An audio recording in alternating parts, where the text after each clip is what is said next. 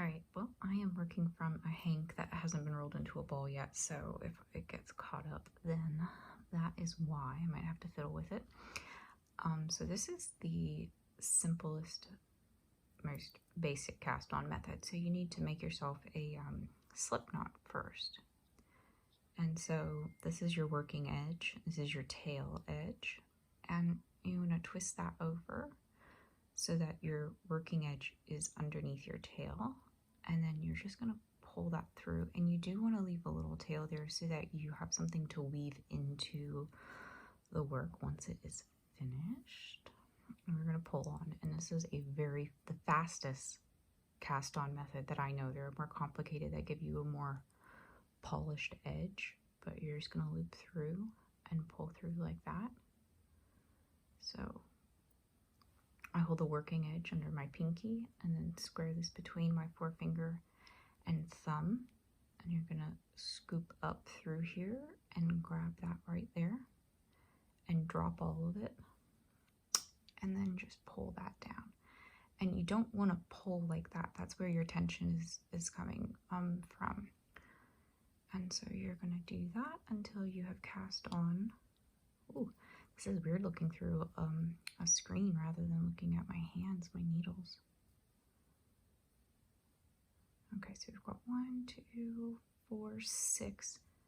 So I'll do that more slowly, and we're going to do 6 more because a standard swatch when you're sizing and gauging a final knit is typically 10 stitches, and 2 remaining are for the edge because the edge can be a little funny.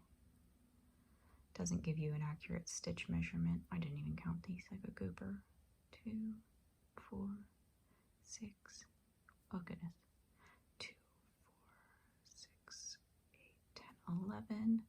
So we'll do 1 more slowly for good measure. We're gonna drop that and then just. And I mean, it's barely. It's just making sure. And I have square needles, which is just a more advanced preference. It doesn't change anything aside from the ergonomics of it. It's easier on your hands when you're used to knitting. And so now we're going to do our first, this is called a cast on, and then we're going to do a first row. So when you're working a a knit, you keep your working yarn off to the back. And also, these are circular needles. This is the same exact thing that you're doing, only there's a cord. And so this first one is always funky because it's loose, so you can really pull that too tight or loose. But see how this is loose? I'm not pulling on it, I'm not creating any tension here, and then you're going to loop through. And let me just get a couple of these put on here, and then I'll show you how I actually keep my yarn in my hands, which is a little bit different than a lot of people do. Okay, so this isn't going to be so finicky. So the way I keep my yarn in my hand, a lot of people you'll see, they'll keep it looped around a finger, and that's where a lot of tension, I mean, that is a tension method right there to keep things. And so you'll see a lot of people knit like this. I find that it creates too much tension, so I tend to just kind of grip it like this and then support and guide my thread with my index finger here. Then I loosely, I mean literally lay my right hand needle like this, and I keep my tension and direction with my thumb, and my forefinger and middle finger are used to move and adjust things there. And so you want to keep your work, everything pretty close so you're not pulling right here in the middle. It's not a problem because knits are meant to have some give and some stretch to them. That's the beauty of a knit fabric.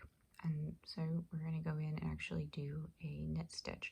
So we're going to come in through the front, and this is what I was saying, is that you want to have enough comfortable space here between, and then you're going to loop it around and pull through, and literally that's as much tension as you want to put on it.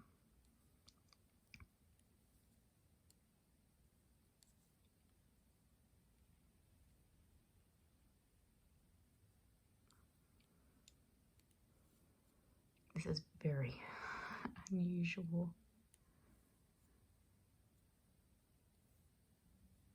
for me. Sorry, looking through a lens and not just... And see, I guess you could say this is how I naturally hold everything while I'm working. Ooh, I can't see.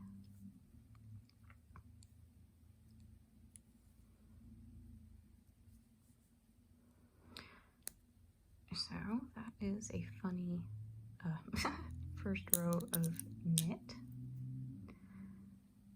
Now, I'm gonna knit this again real fast, even though, so the backs, it's hard to explain to you when it's so small right now.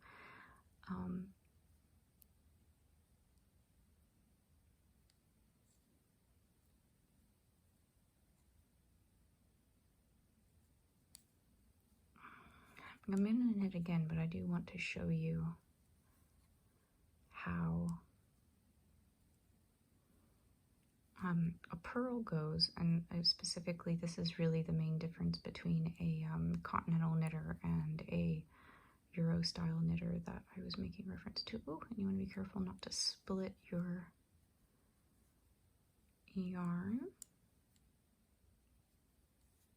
because that can cause tension and prevent the thread from sliding the way that it should, which can cause some problems. There are pretty much any infinite number of problems that you can create yourself or for yourself while knitting, unfortunately. And see, I didn't gauge this super well because this is a very loose knit. This needle is a bit large for this thickness of yarn. And so, can you see these little V's that are showing up right there underneath the needle? Yeah. So that's a knit. That standard flat, smooth knit that you see most commonly on finished work, that's a knit. And then these little bumpies right here are actually the purls. And so a purl is simply the back side of a knit.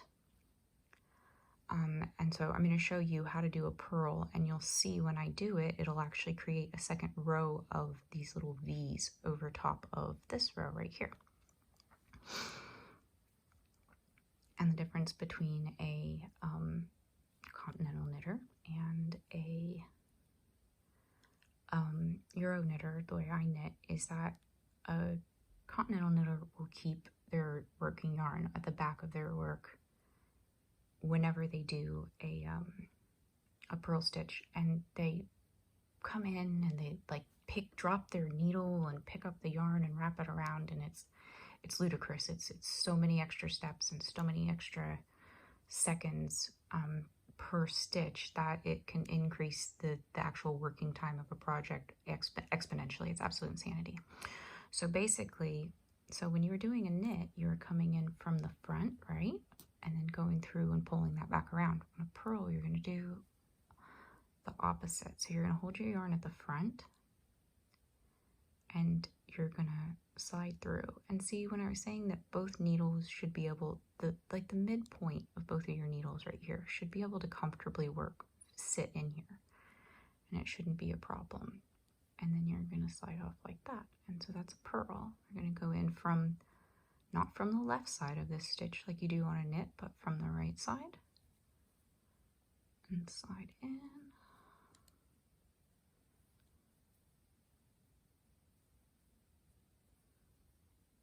Oh, my hands are a little sweaty, I think, from instructor stress. So you're coming in and purling, we're almost done.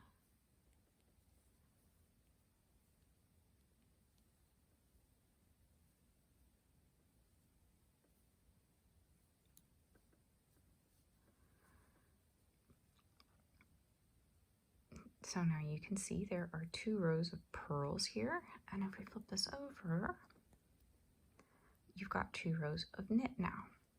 And so this is how you can create like stripes on a scarf. So you can do, you know, multiple rows of knit and then have multiple rows of purl. So each way that you flip it, it'll have stripes running.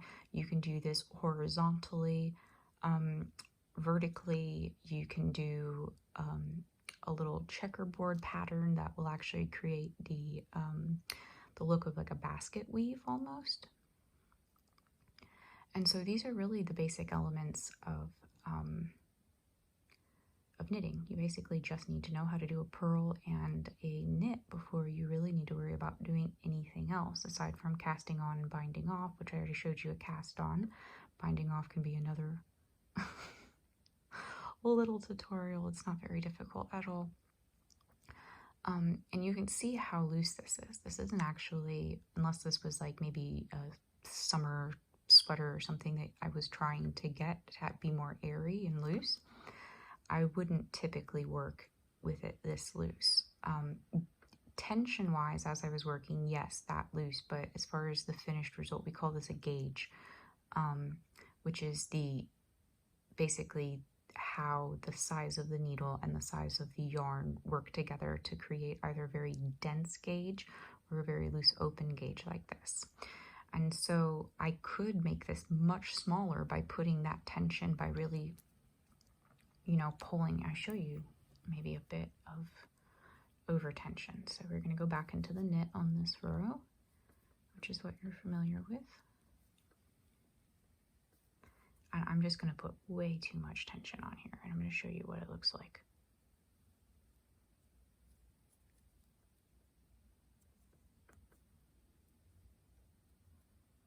And see, it's hard to just even, like, you can get to the point where it's too hard to even pull that up over here.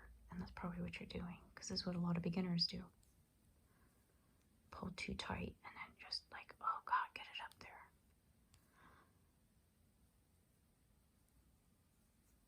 Pull too tight. And see, and see how much smaller that is right there?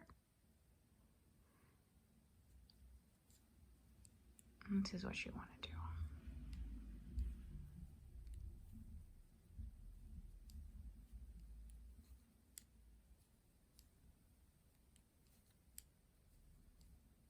I don't even know if this video will send to you because it's so long now.